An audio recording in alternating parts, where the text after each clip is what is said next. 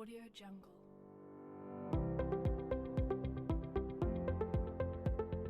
Audio Jungle.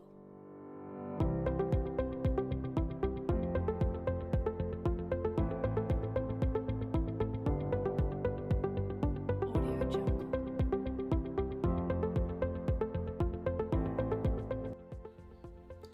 Indonesia merupakan salah satu negara tropis yang memiliki wilayah hutan terluas di dunia setelah Brazil dan Zaire.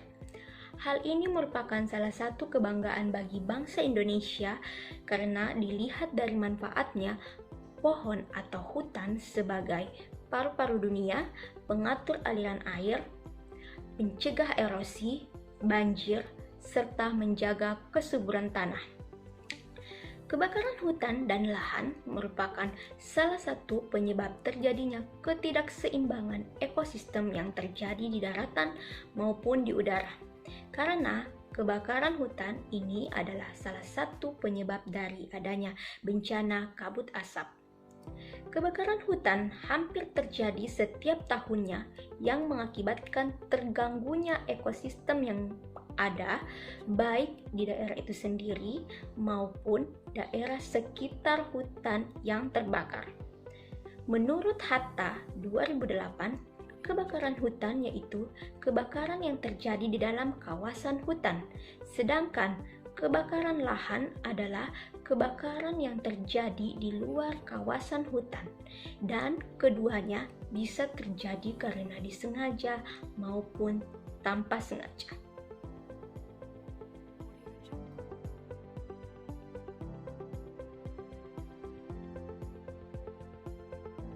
Baiklah, di sini ada beberapa sejarah terjadinya kebakaran hutan di Kota Palu. Yang pertama, terjadi pada Sabtu 23 Januari 2021. Tepatnya terjadi di Jalan Nambo, Kelurahan Betobo, Kecamatan Palu Selatan.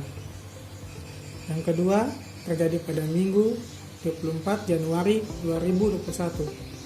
Tepatnya terjadi di Jalan Soekarno-Hatta, Kelurahan Talisi, Kecamatan Mantikolori.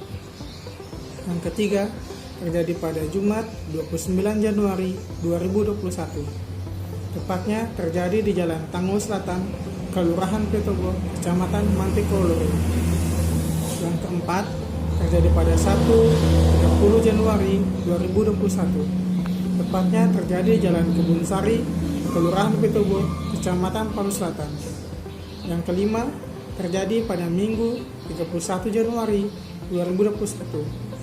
Tepatnya terjadi di Jalan Bulu Masomba, Kelurahan Maswani, Kecamatan Mantikolori. Yang keenam, terjadi pada Minggu 31 Januari 2021. Tepatnya terjadi di Jalan Soeharto, Kelurahan Petobo, Kecamatan Mantikolori. Yang ketujuh, terjadi pada 1 Februari 2021.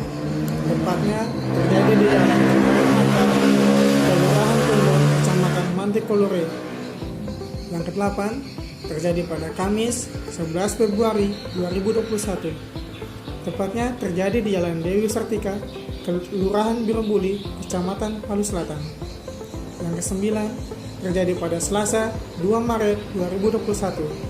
Tepatnya terjadi di Jalan Kebun Sari, Kelurahan Petobo, Kecamatan Palu Selatan. Yang ke-10, terjadi pada Rabu 3 Maret 2021. Tepatnya terjadi di Jalan Kebun Sari, Kelurahan Kawatuna, Kecamatan Mantikolori. Yang ke-11 terjadi pada Sabtu 24 April 2021. Tepatnya terjadi di Jalan Dayang Lando, Kelurahan Birobuli Selatan, Kecamatan Palu Selatan. Baiklah, itulah beberapa sejarah kebakaran hutan yang pernah terjadi di Kota Palu dalam tahun 2021.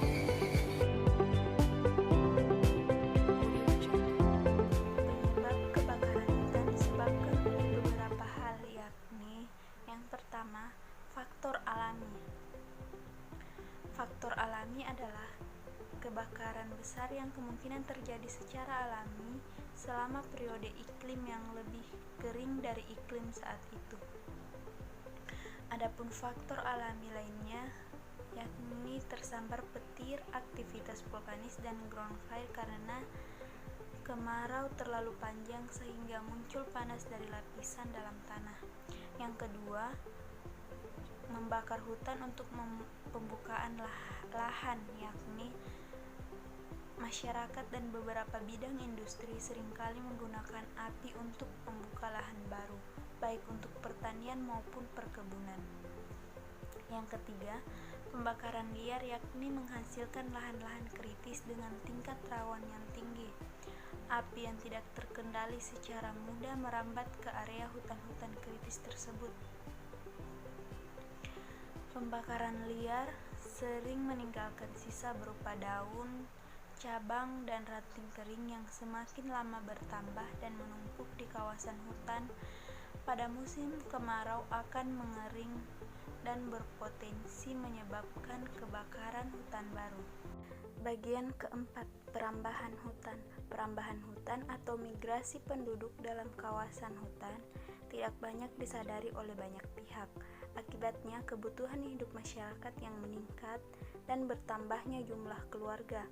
Hal tersebut menuntut masyarakat untuk menambah luasnya lahan garapan. Yang kelima, kebutuhan makanan ternak.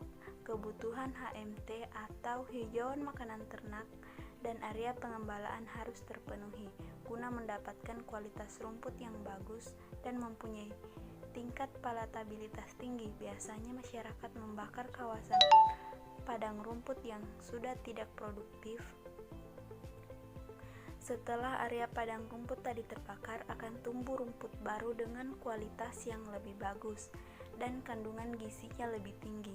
Namun tentunya rawan terhadap hutan di sekitarnya pula untuk ikut terbakar. Yang keenam, rasa kecewa terhadap sistem pengelolaan hutan. Berbagai konflik sosial seringkali muncul di tengah masyarakat kawasan hutan. Salah satunya ada rasa tidak puas dan kecewa atas pengelolaan hutan, yang terkadang memicu untuk tidak anarkis tanpa memperhitungkan kaidah konservasi maupun hukum yang ada.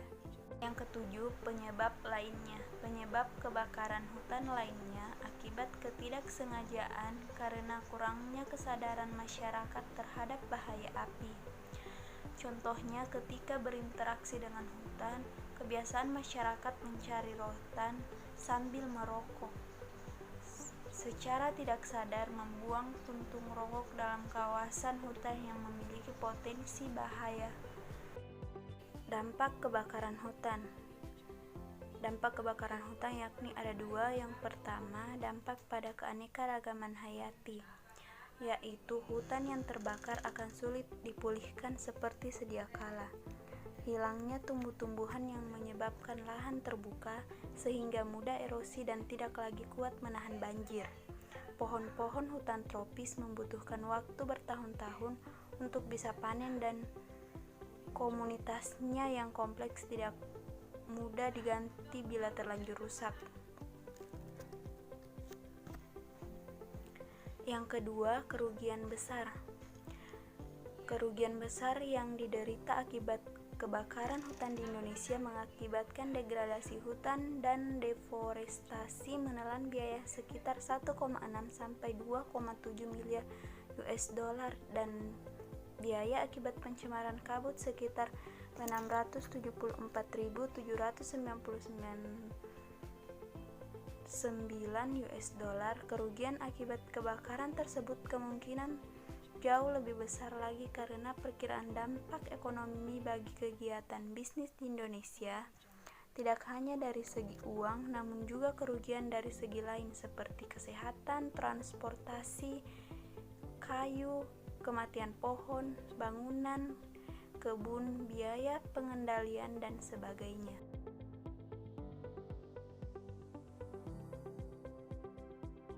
Di sini saya akan menjelaskan bagaimana pemerintah dan juga masyarakat menanggulangi karhutla atau kebakaran hutan dan lahan. Pemerintah sendiri menanganinya dengan cara pertama, hujan buatan. Menteri Koordinator Bidang Politik, Hukum, dan Keamanan Menko Polhukam Wiranto menyatakan pemerintah telah mempersiapkan sejumlah cara untuk menangani kebakaran hutan dan lahan yang terjadi di sejumlah wilayah Indonesia. Wiranto meminta adanya penguatan Manggala Agni atau pasukan pemadam kebakaran, sehingga diperlukan pula penambahan alat-alat dalam pelaksanaan pemadaman kebakaran hutan. Cara lainnya yaitu memanfaatkan peluang adanya hujan buatan, sebab berdasarkan laporan dari Badan Meteorologi, Klimatologi, dan Geofisika BMKG, musim hujan baru akan turun pada pertengahan Oktober. Akan tetapi hujan buatan dapat dilakukan dengan syarat kadar air di wilayah tersebut mencapai 75%. Bila ditaburi garam, maka awan akan menurunkan hujan. Yang kedua, segel 42 perusahaan sebabkan kebakaran. Pemerintah melalui Kementerian Lingkungan Hidup dan Kehutanan (KLHK) menyegel 42 perusahaan di 5 provinsi yang diduga sebagai penyebab kebakaran hutan dan lahan. Hal itu dilakukan usai melakukan pengawasan dan pemantauan di 5 provinsi sejak Juli sampai Agustus lalu. Yang ketiga, kerahkan 50 helikopter. Pemerintah mengerahkan 50 helikopter dari berbagai kementerian dan lembaga, TNI, Polri, dan swasta untuk melakukan waterbooming guna memadamkan kebakaran hutan dan lahan atau karhutla di wilayah provinsi tertentu.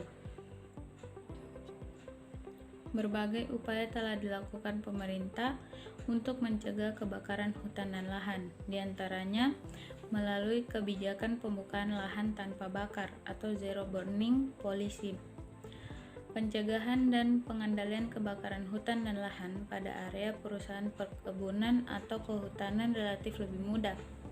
Aturan pelaksanaan telah jelas sehingga segala bentuk penyimpangan akan mudah dikontrol dan pemberian sanksi dapat diterapkan dengan lebih tegas. Hal ini mana akan lain bagi masyarakat atau peladang berpindah yang telah terbiasa membuka lahan dengan cara membakar. Mereka tidak memiliki alternatif lain dalam membuka lahannya, sehingga masyarakat atau peladang berpindah akan tetap menggunakan api dalam setiap penyiapan lahan untuk kegiatan pertaniannya. Sehingga kondisi tersebut, karenanya peran serta masyarakat dalam hal ini sangat diperlukan. Peran serta masyarakat sangat diperlukan dengan harapan kegiatan pembukaan lahan yang akan diusahakan masyarakat dapat dilakukan tanpa bakar. Berbagai upaya telah dilakukan masyarakat untuk mengantisipasi menjalarnya api saat pembakaran. Antisipasi merembetnya api dilakukan dengan cara yang pertama, melakukan pembersihan saluran air dan parit pembatas lahan secara gotong royong. Yang kedua, pembuatan sekat bakar. Ketiga, penyiapan alat-alat antisipasi kebakaran sebelum pembakaran. 4. Pembakaran dilakukan sore hari. Yang kelima, pembakaran melawan arah angin. Yang ketujuh, pembuatan kolam untuk mengantisipasi kebutuhan air apabila terjadi kebakaran lahan. Yang ketujuh, bersama-sama menjaga api dengan tetangga pemilik lahan yang bersebelahan. Yang kedelapan, api dijaga sampai padam.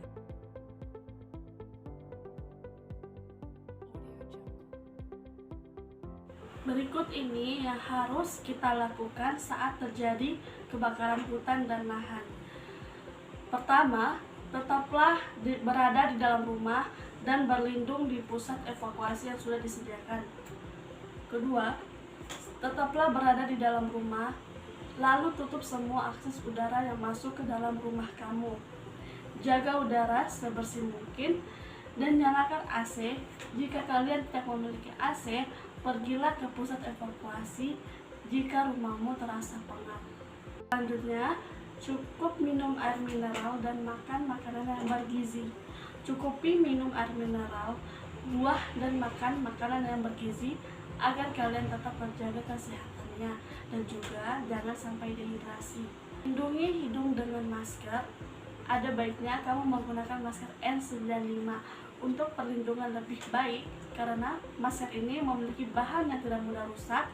Namun masker ini hanya boleh dipakai sekali saja. Selanjutnya, cuci tangan dan muka. Cuci tangan dan mukalah setelah beraktivitas di luar ruangan.